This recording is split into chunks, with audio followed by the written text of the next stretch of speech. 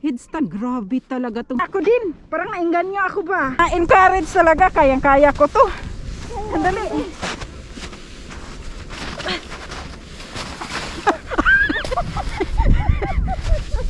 Hindi pala makaya.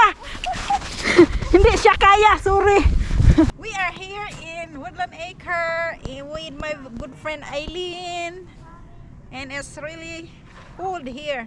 Grabe. Cold but sunny. Hi. Cold. And on the lodge area. That's Eileen. Winter wonderland here. Just look at the trees. Look, it's beautiful.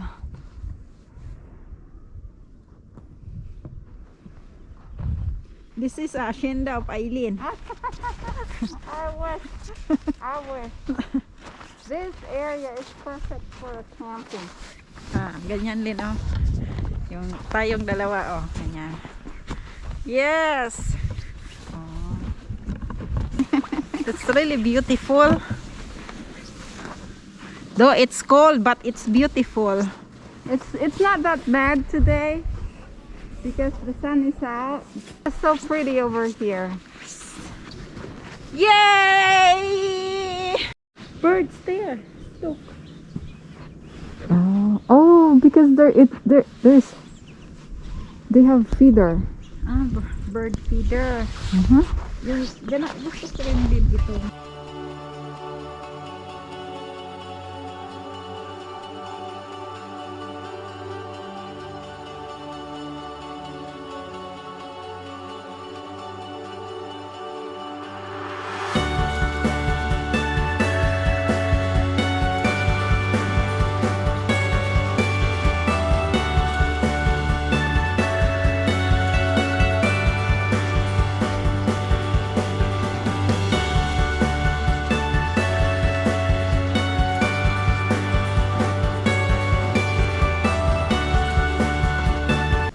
Meron tumirik dito na sasakyan.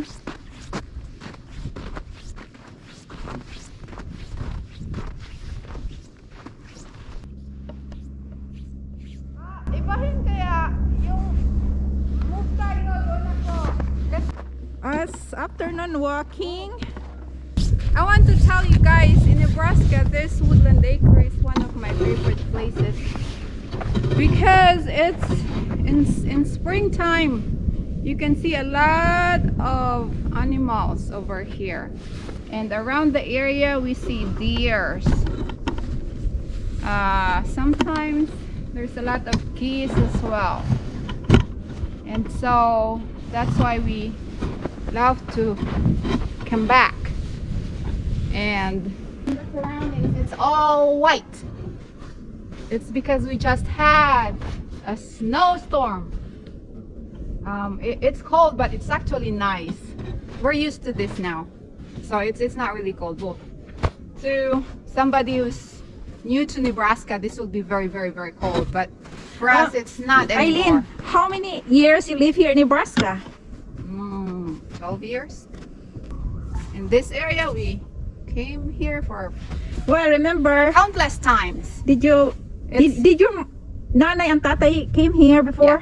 Yeah.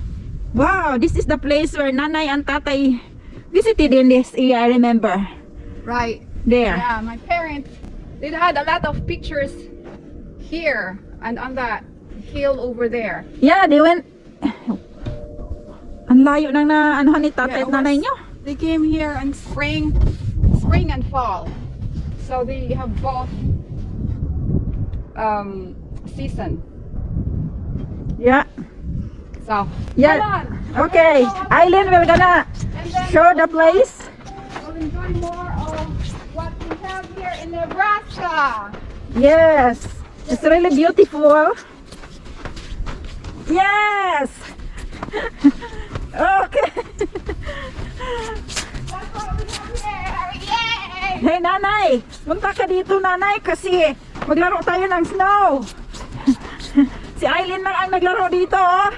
On that side is the amphitheater. They call it amphitheater. Yeah, there is a bench in there or sandali.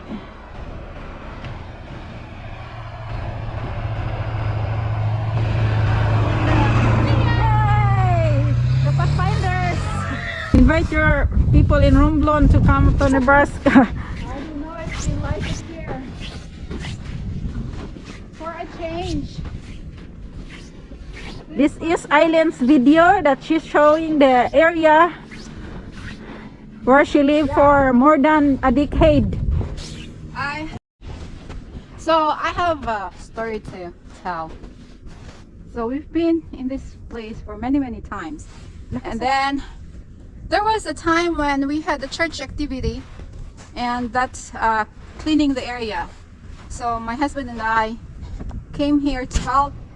So we cut the trees, the old trees, and then the dying trees as well. We cut those, and then my husband, he was assigned in particular area. It's actually just on that side, and then there was a big log, and so he's trying to take it out, and so it's huge one, and so he's trying to cut it in small parts, cut the log because it's a big one. He noticed that there was blood that's coming out. Oh, and my. then we were all surprised, and so we looked inside.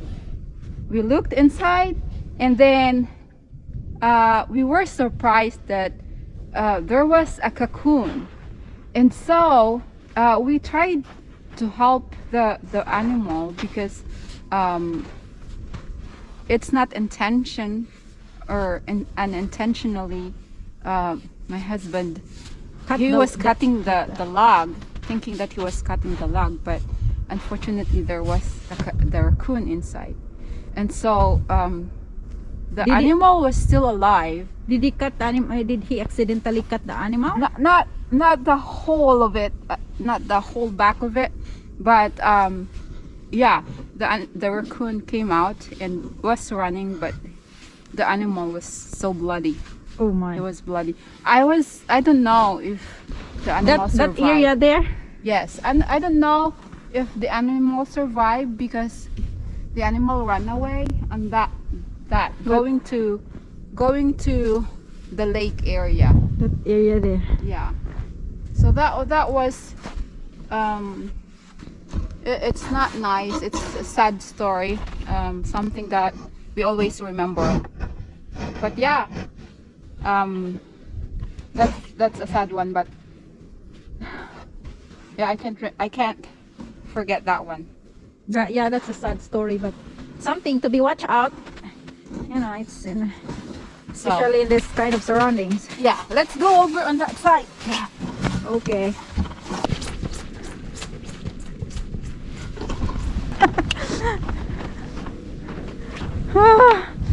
I don't know how old this tree, but it's a big one. Yeah. There's another one there too.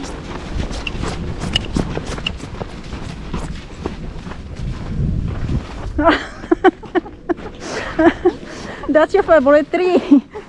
Yeah, this one I think we can go up.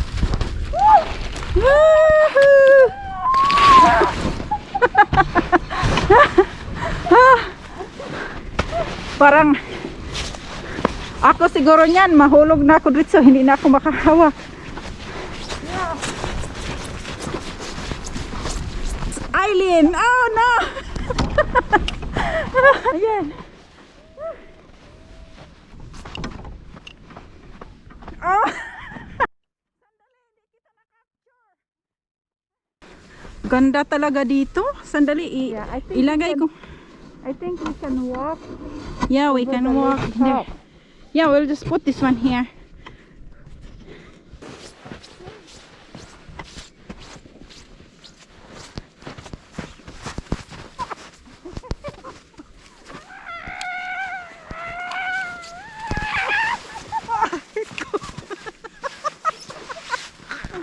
You got it? Ang sakit ng kamay ko. Natamaan kita? Hindi. Iwan ko. Ay! Ay, kalokohan. Oh, lakad na naman tayo. Ingat na tayo kasi mamaya hindi nga tayo mga lampa. Kaya ano, buti pa itong si Aileen marunong mag-headstand. Ako siguro putol-putol yung buto ko. Hala, grabe. Tingnan nyo. Over a decade ago, sama kami ditong nagpunta. Payatot pa ako. Pagpunta namin dito, tumaba siya.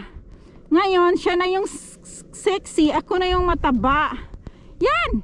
Nakapag-headstand. Grabe talaga tong si Aileen, oh! Hala! Hala, grabe! Ako din. Parang nainganyo ako ba? Nakuha ko. Ako din. Headstand din ako. Para akong na-encourage talaga. Kayang-kaya ko to. Sandali.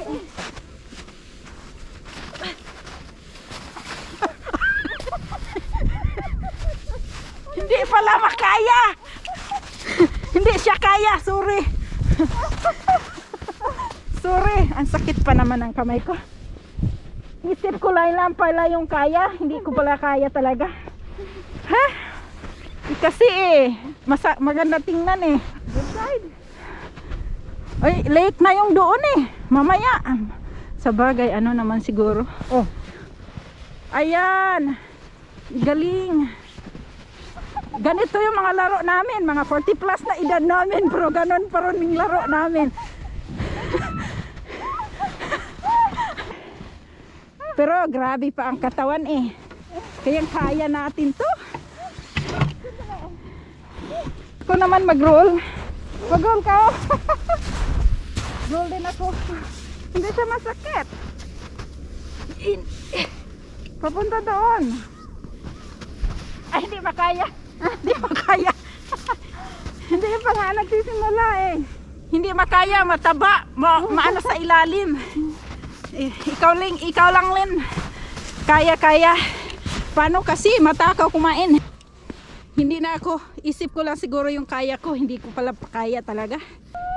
Hala! Mahulog ka sa lake! Hoy! Hoy! Mahulog ka sa lake! Ando na sa lake!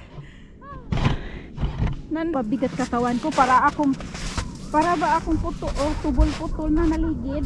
Anay, ito si Aileen, mag-walk siya ng lake na frozen. Ako Aileen, huwag mo na. Frozen na ba talaga yan? Then balik na tayo, baka maihi ako.